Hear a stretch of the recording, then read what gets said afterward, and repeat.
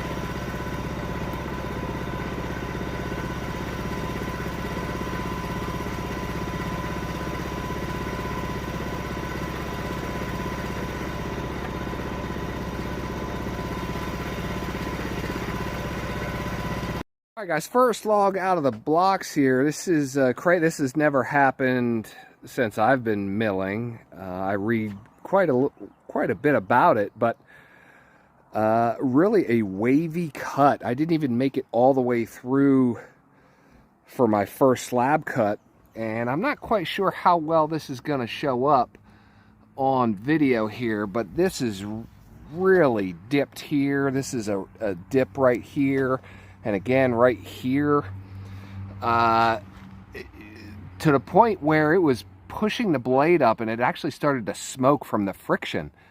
So in looking at my blade itself, so it looks like the teeth are all gummed up. In fact, I can't, trouble scraping that off with my finger. So I don't know. I don't know. I assume that's the problem. I mean, I've never had this problem before. Now, this blade has sat out here outside for three nights now with a little bit of rain. But, you know, I don't know if that's what's causing this to catch the wood in there like that. But this is what I'm going to do. It still feels relatively sharp. But what I'm going to do, I'm just going to swap the blade out and then remake this first cut. So let me get that done and we'll see. Yeah, see, it's just, I don't know. I just don't know. I don't know if I went around and cleaned all these off, it would fix the problem. I don't know. Let me swap the blade out and we'll go from there. All right, guys, got a new blade on. That only takes a couple minutes, and we'll see. I'm going to remake this first cut and see how it goes.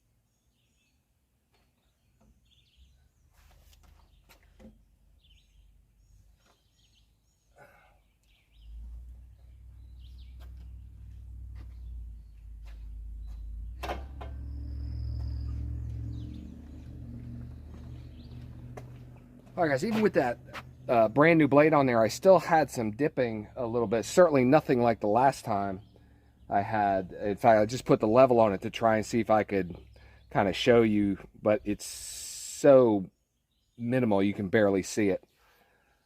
So I'm going to rotate it, get another cut, and just kind of see what's going on. I left the blade at a tension at which it has normally been good at. I just cranked it up another half a turn, so we'll see that helps improve it a little bit. But it's on the it's tight, it is taut, and yeah, well, we'll figure it out.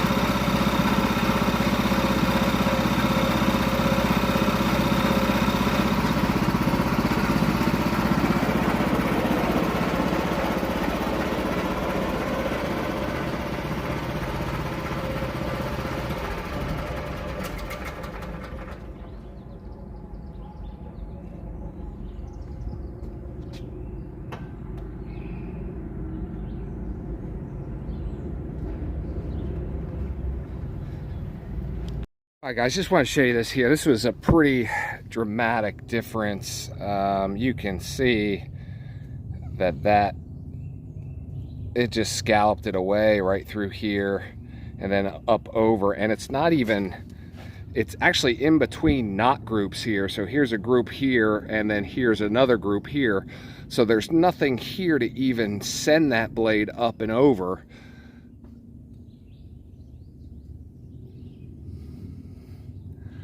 So yeah, I mean, that's certainly a dramatic movement. The blade is just about as tight as it can go. I wouldn't be comfortable with tightening it anymore. That's the second cut with that blade.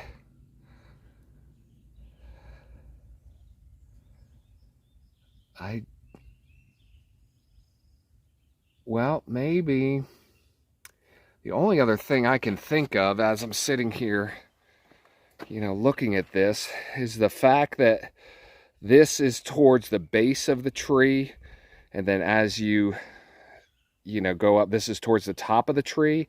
Is that with the grain pattern for some reason making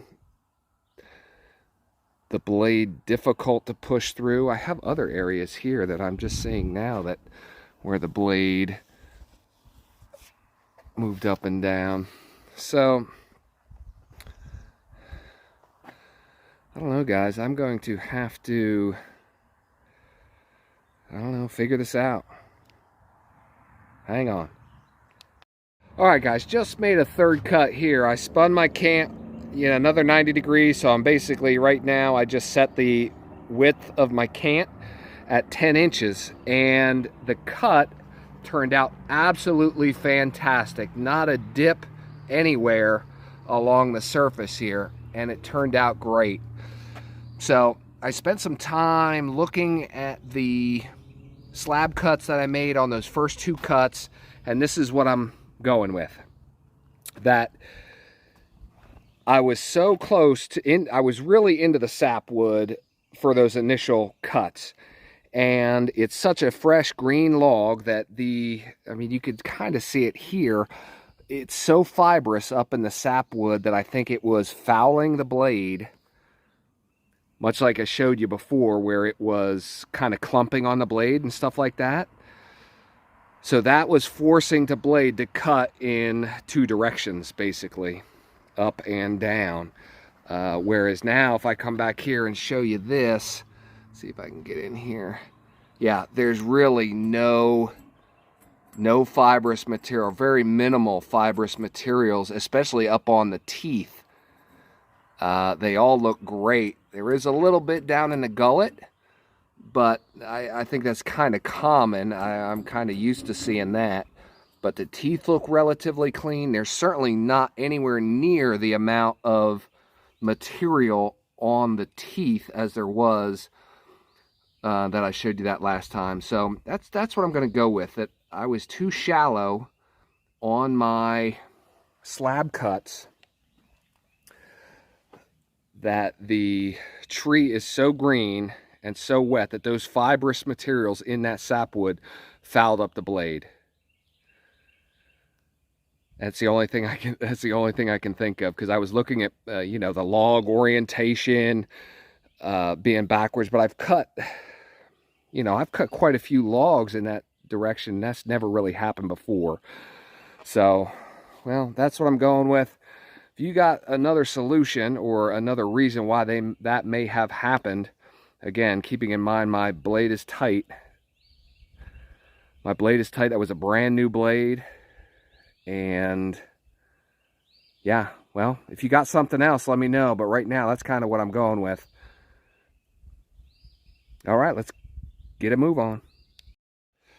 So as I'm sitting here putting in my hearing protection again, another thing you didn't see me do on the previous cut was I did not recheck the pith as far as centering the pith.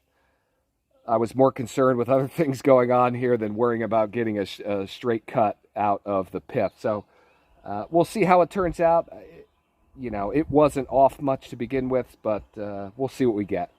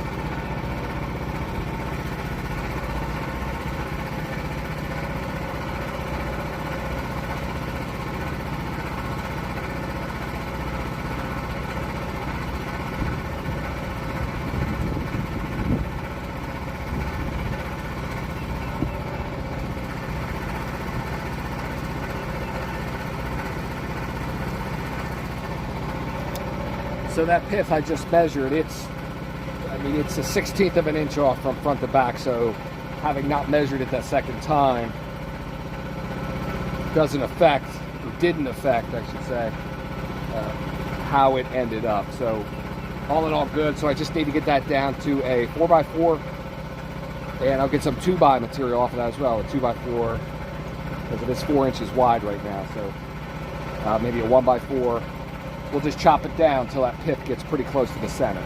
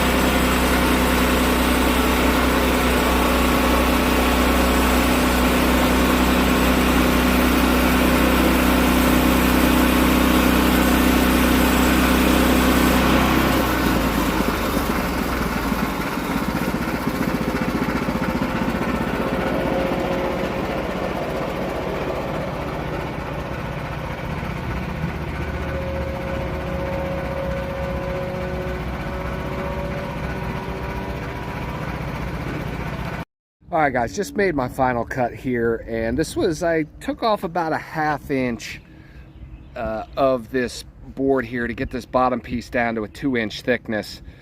So it's about a 1/4 inch, 1/2 inch, something like that, but it absolutely just confirmed kind of what I was talking about earlier, where this bark is at and the sapwood absolutely affected my cut. I had no problems coming in from the far end, coming through this knot section here. It wasn't until I hit this bark that was here that you probably saw me. I had to keep bringing my blade back because it was sending my blade up. So this bark is absolutely what was making my blade dance. So, and it happened everywhere there was bark left on the side here. I had to go back and forth kind of to keep my blade relatively flat. So that's how that ended up. Guys, just want to go over what we got out of this last log. Despite its rocky start, it ended up actually relatively well. So 4x4 here. I got 3 actual 2x10s. I got 2 actual 2x4s, and then I got somewhat of a hybrid 2x4. It's 4 inches wide and then 1.5 inches thick. So it's nominal / actual 2x4. So that's what I got out of that, and I'm pretty happy with that. The waviness, I think, when I plane these down, if I need to plane them, I won't have to, actually, when I'm thinking of them putting them as nailers. So they should be fine just the way they are. So I've been doing a little more thinking here on this first log that I had here, that you just saw me have all those problems with the waviness of blade diving and rising and things like that. It's definitely because of the bark and the sapwood that's in there. More so, I would say, the fibrous materials within the bark itself. And this is probably why I didn't have that issue before with any of those other logs. Those other logs had sat out for probably about 2 months maybe before they actually ended up on the mill. So their bark had a chance to actually dry out, because this stuff is super wet. I mean, I literally just dropped the tree 3-4 days ago, and it's the first time I've had the problem. So it's certainly related to that, and that's how I'm going to leave that. So I'm actually going to not mill anymore today. I'm going to let these logs sit out here in the sun, maybe dry out a little bit, see how it goes. I'm not in any hurry to get any more lumber milled right now, so then the fact that they're going to sit here on the driveway is actually, fine with me. Somewhere down the line, if I need logs or if I need lumber quickly, I've got a place to come get it. But right now, I think they're fine right here. I'll just kind of stack them up next to the mill, and yeah, just let them kind of dry out a bit, because that really was annoying. It was just annoying. It's just one of those things where, I'm trying to pay attention to so many things while I'm milling. It was just one other thing that was like, now what the hell's going on? So now I say that there's nothing complicated about this, right? A little math with calculating board thickness and stuff like that. But overall, it's just, it's just one of those little annoying things that kind of pester you. So anyway, guys, thanks for hanging out. Don't forget to hit that thumbs up and subscribe. We're slowly creeping up to our goal. And yeah, we're going to have more milling and stuff coming up. I've got other supplies coming in for cabin 2 this week. I've got the inspector coming out looking at footings. We've got a lot going on. All right, guys, we'll see you on the next one.